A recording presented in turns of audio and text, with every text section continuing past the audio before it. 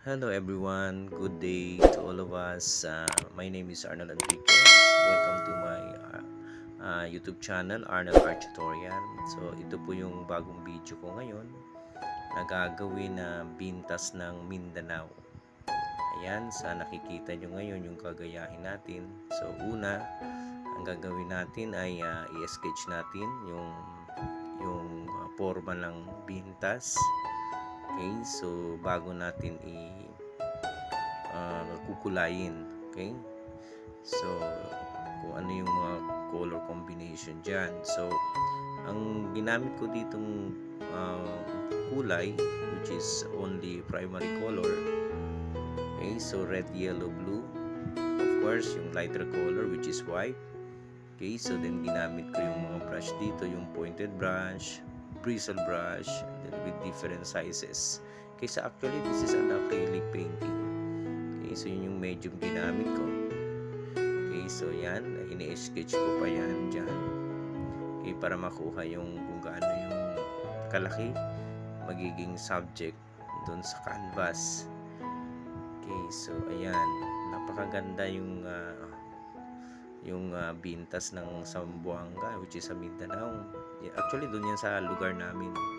Okay, so napaka-colorful, so napakaganda. So kaya ginawa kong content yan.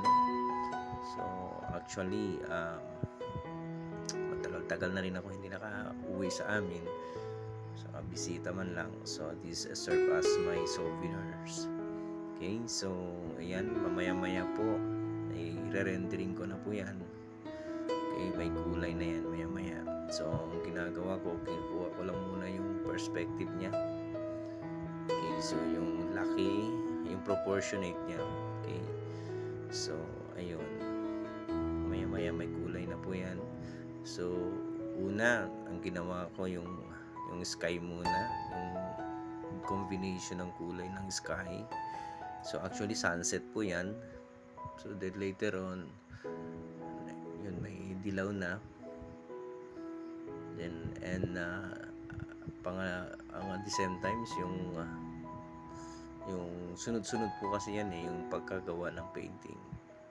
Okay, so depende naman po yan sa artist kung paano niya i-set up, kung ano yung gusto niyang simulan. Pwede yung background o yung pinaka main subject na nasa sa kanya po yan. Okay, so maya-maya lang makikita nyo na po yung kulay na yun, i-rendering na po yan. Okay, so napakaganda. So ang pinaka primary color lang dyan ay yung gaya ng sinabi ko kanina, which is red, yellow, blue, and then white, which is the lighter color. Kasi kukombine lang po yan. Kung ano man yung kulay na nakikita nyo dun sa picture o yung reference, lang din ang gagayahin natin. Okay, so actually for the beginners, para sa mga beginner, so kailangan i-analyze nila, experiment nila yung mga color combinations. Okay, so that's it, para maging maayos, para makuha talaga yung kulay. Okay, so ayun.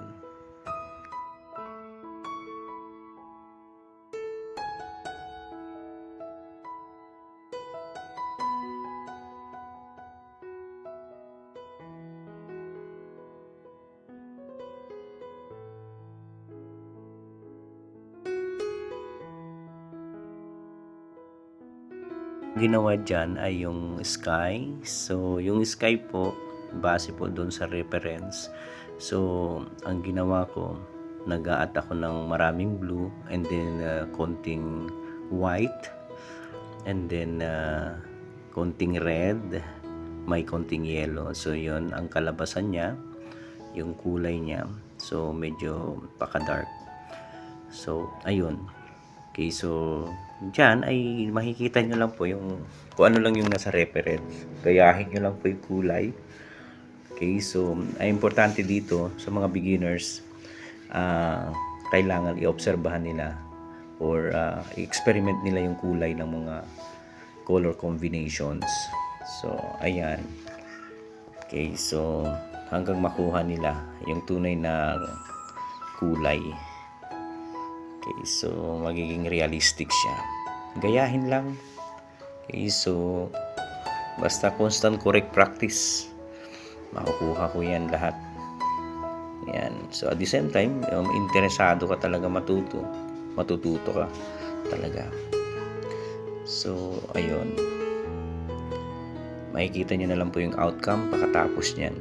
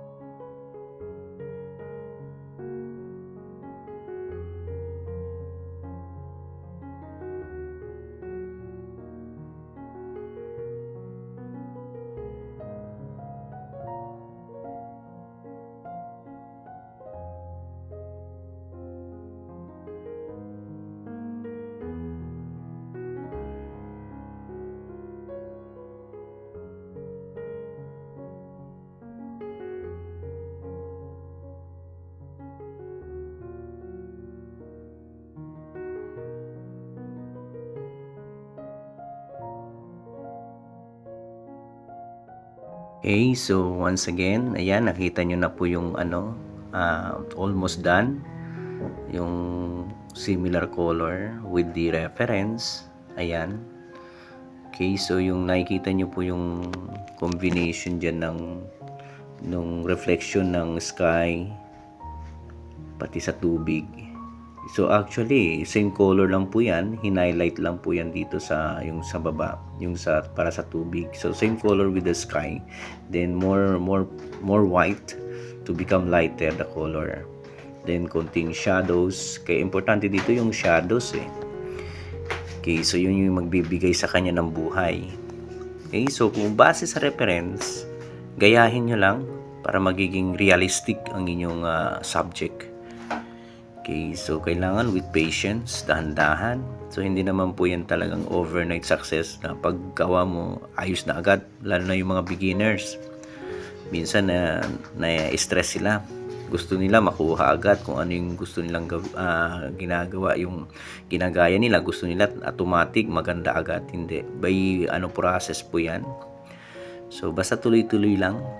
Okay, so yan yung Bintas ng Mindanao.